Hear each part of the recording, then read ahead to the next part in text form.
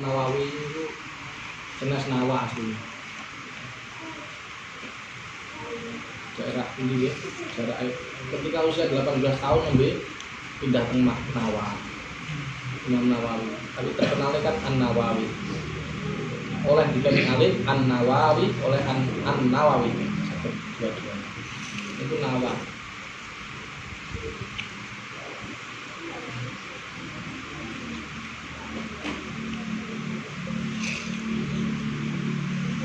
Dengan oleh Surabaya, oh ya Surabaya itu. Surabaya.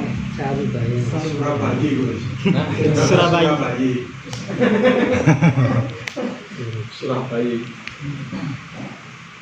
Dan silaturahmi panjenengan semua ini betul-betul sebagaimana disampaikan Nabi, ayo sallallahu alaihi rezekinya dipun lancar. Amin.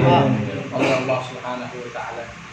Yang kedua, mudah-mudahan wa sa'afi asarihi umurnya diberi keberkahan, bahkan asal ini bisa keturunannya diberi keberkahan, lebih soleh dari panjenengan semua, lebih alim dari kita, keturunan kita lebih lebih dapat menghidupkan kembali agama Allah, menghidupkan sunnah-sunnah Nabi Muhammad SAW, barokah silaturahmi panjenengan. Dan saya harap silaturahmi ini terus kita langsungkan berlangsung di sini di dunia akhirat. Amin. Karena kita tahu organisasi, ketika kita berorganisasi itu ada ajalnya, ada tempo waktunya, yaitu 5 tahun. Nah, walaupun panjenengan nanti tidak lagi jadi pengurus atau tidak lagi, saya tetap berharap panjenengan jangan sampai memutus silaturahmi, jangan sampai seperti yang dulu atau yang sebelumnya memutus silaturahmi, jangan. Jadi Rasulullah SAW telah mengajarkan kepada kita tidak halal bagi seseorang muslim tidak saling menyapa lebih dari 3. Yang pertama harus memaafkan salahnya teman-teman, ya teman-temannya. Panjenengan misalkan siapa gini, panjenengan sama ini, misalkan ini Pak siapa namanya? Hasan. Pak Hasan sama ini siapa namanya? Sutikno. Ini Pak Hasan sama Kang Sutikno misalkan rebutan pasien. Misalkan sudah janjian dua-duanya, tiba-tiba Pak Sutikno nyerobot ya. Misalkan jangan sampai seperti ini terus menimbulkan masalah saling tidak nyapa, blokir-blokiran Facebook gitu, saling membuka aib, jangan sampai. Jadi persaudaraan kita ini kita usahakan dunia akhirat, bukan hanya sekedar organisasi, tapi dunia akhirat, bahkan sampai ke akhirat kita bawa persaudaraan kita ini ikhwanan ala sururi mutaqabilin, sampai kita bersanding berdipan-dipan ma'a Rasulullah sallallahu alaihi wasallam, dengan orang-orang saleh dan orang-orang para anbiya wal mursalin. Amin ya rabbal. Dan yang kedua, saya juga mohon maaf jika mana saya ketika panjenengan belajar JRA ini sampai tambah bingung, misalkan di buku panduan tambah bingung, tapi saya yakin saya tidak ada niat membingungkan panjenengan. Jadi jikalau mana panjenengan kok ada SOP sihir barang, wong penanganan santet kok ada SOP-nya, kami kan bilang kadang-kadang protes dalam hati, malah aku santet itu ya wes ini. Kok sampai misalkan saya membuat panjenengan bingung, saya mohon maaf.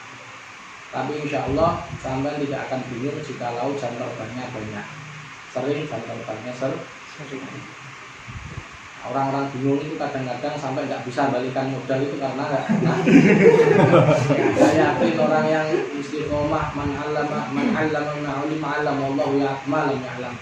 Yang siapa mengajarkan kepada manusia, sudah diajari ruqyah, mengajarkan orang ruqyah mandiri, insya Allah akan memberikan malam ya'lam. Apa ilmu-ilmu yang dia sebelumnya tidak mengetahui sekarang mengetahui.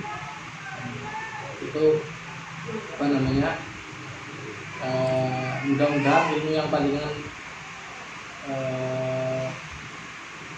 perdalami ini dapat menambah wawasan panjenengan semua isi Allah Subhanahu wa taala dan untuk bekal kita menuju kampung abadi yaitu akhirat. Allahumma amin. Amin ya rabbal alamin.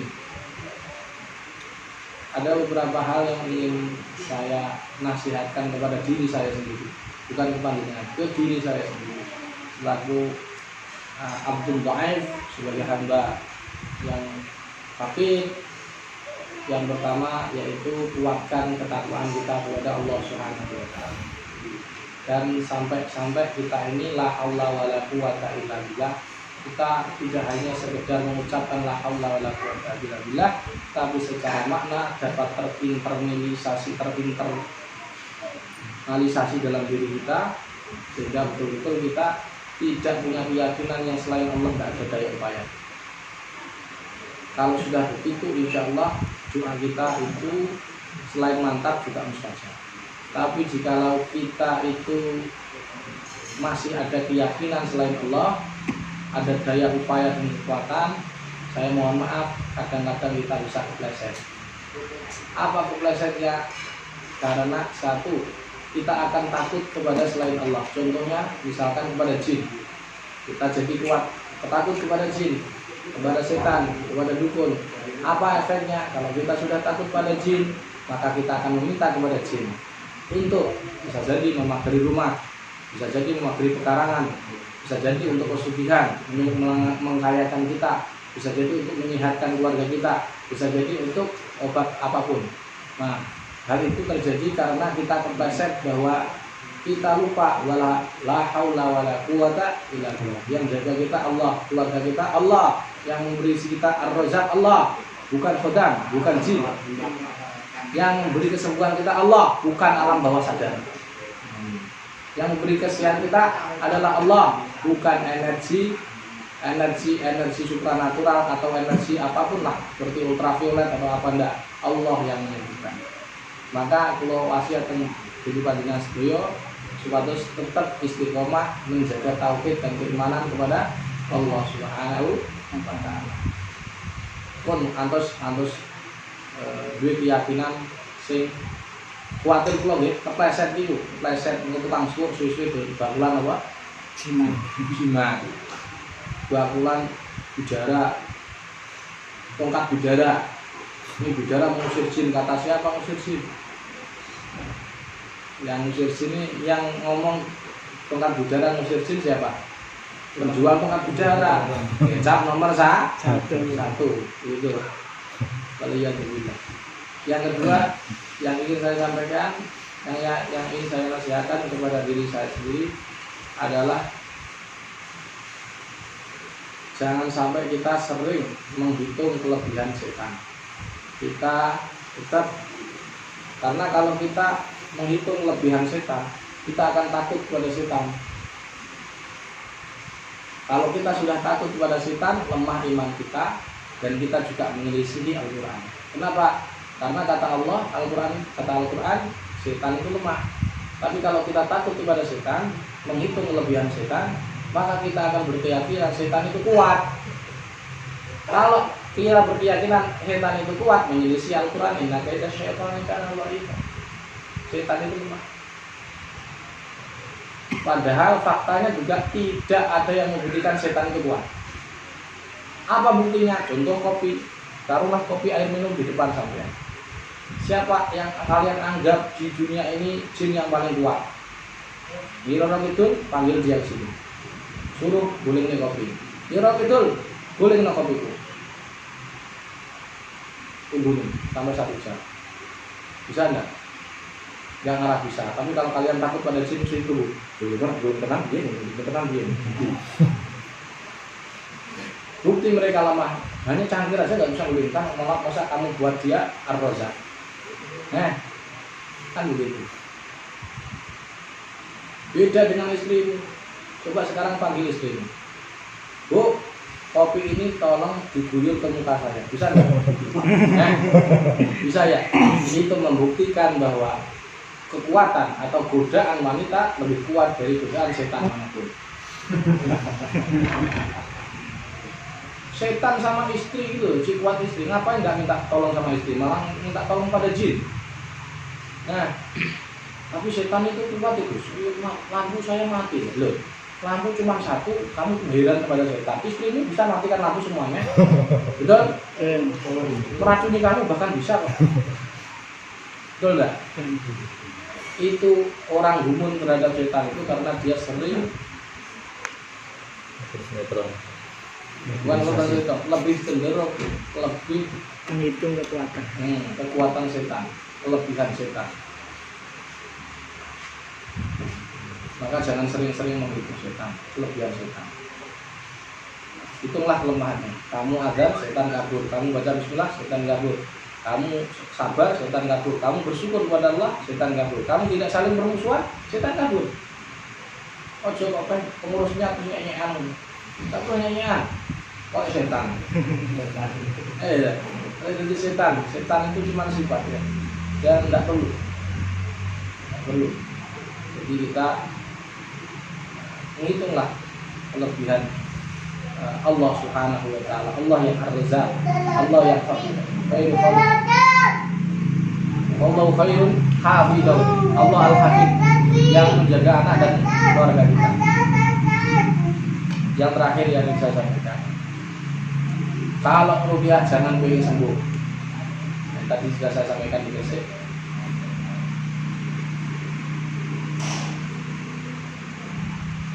Kalau kalian rupiah pengen sembuh, nanti pasien nggak sembuh, kalian kecewa.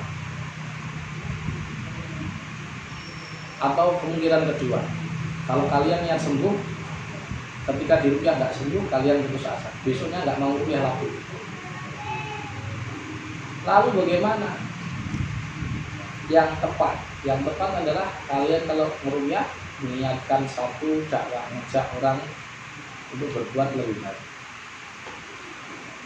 Orang kena santet nih di rupiah, habis di rupiah ngomong, Bu, jangan suka marah, karena pusatnya marah, santet itu pada marah. Tidak usah dipagari orang itu. Dia marah ini sudah cukup. Kamu pagari pakai saklon, pakai apa, Yasin 9, tiap pagi. Kalau dia suka marah, percuma. Benteng yang paling kuat itu adalah sabar.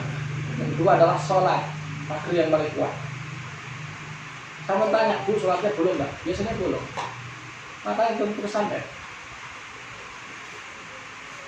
Maka shadaqallahu wa rasuluhu, Allah mengatakan wasta'inu bis sabri was salah. Kalau orang mau sabar, mau sholat, nggak akan kena santet. Nggak akan kena santet. Jadi kamu dakwah itu yang dulu tidak berkudung kena santet, tiba-tiba kamu rupiah, entah itu sembuh atau enggak. Yang jelas kamu tetap dakwahkan. Tapi ini bagi tujuan kita dalam hati. Jangan sampai di muka yang kita rupiah terus sampai ngomong begini, Mbak, dulu saya ngerti sampai mari mengambil suruh sang guru lah, bawa cumono. Mari memati serang urus aku ngono. Nah, ini cuma niat dalam hati. Jangan terus. Niatnya Mbak, mau rupiah tapi syaratnya sampean itu kudunan. Kalau nanti berikan yang itu jangan sekang ini yang berketok berat. Boleh maksudnya. Tapi setelah itu saya bilang, oh ini rumahnya bermasalah. Tapi syaratnya sampai ke sini tetap lawan. Itu pakai betul. Ya itu. Alhamdulillah perlahan-lahan. Nah, seperti itu memang. Yang kedua, niatkan rukyah itu jangan niatkan menggembirakan Rasulullah SAW. Kalau kita mau menggembirakan Rasulullah sampai gembira, insya Allah kita diakui umat Rasulullah. Apa hubungannya? Kadang orang kalau nggak nyambung dikira saya nggak nyambung pembodohan agama. Ya, kalau orang nggak nyambung, nggak paham paradigma berpikir, dikira nanti pembodohan agama. Apa hubungannya rukyah dengan mengembalikan Rasulullah? Begini, orang yang sakit itu orang Islam. Orang Islam umat Rasulullah. Ketika dia sakit, yang pertama sakit bukan keluarganya sebenarnya, tapi Rasulullah. Coba bayangkan, istrimu mati, misalnya meninggal dunia, ya kan? Kamu memang sedih awalnya seminggu, coba 2 minggu, cari lagi, nah, gak sedih belas, gak ngelingan, malah boleh gak pengganti. Itu bukti kalau manusia yang sakit, yang jadi bukan keluarga, tapi Rasulullah SAW. Maka ketika mereka sembuh, bayangkan Rasulullah bahagia kepada kita, suka kepada kita, mahabbah kepada kita.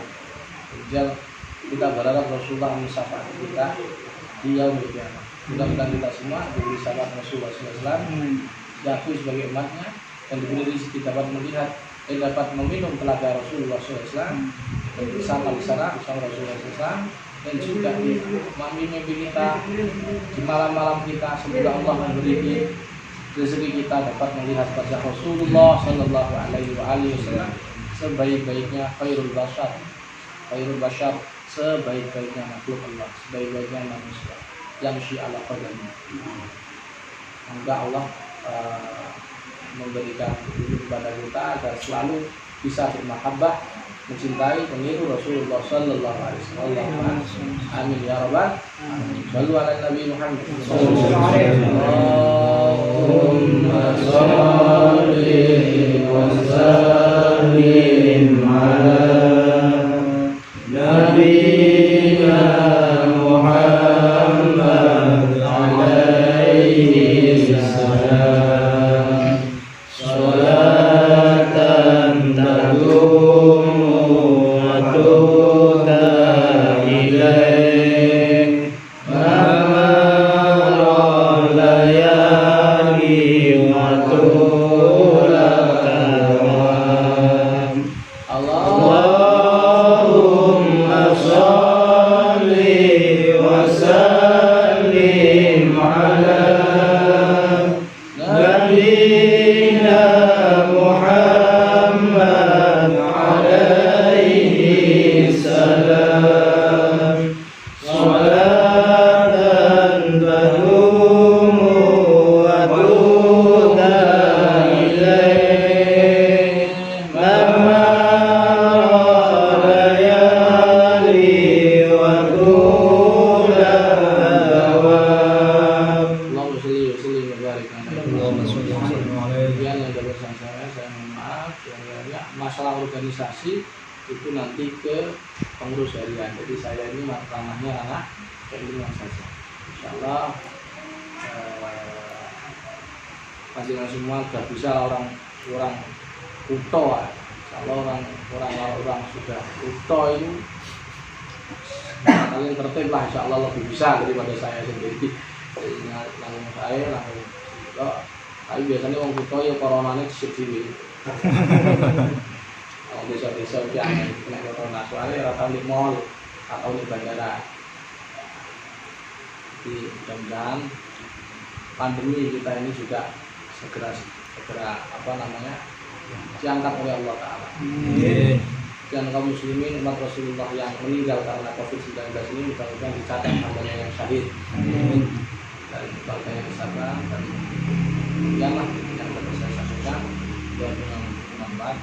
Ada Allah banyak. Assalamualaikum warahmatullahi wabarakatuh. Waalaikumsalam.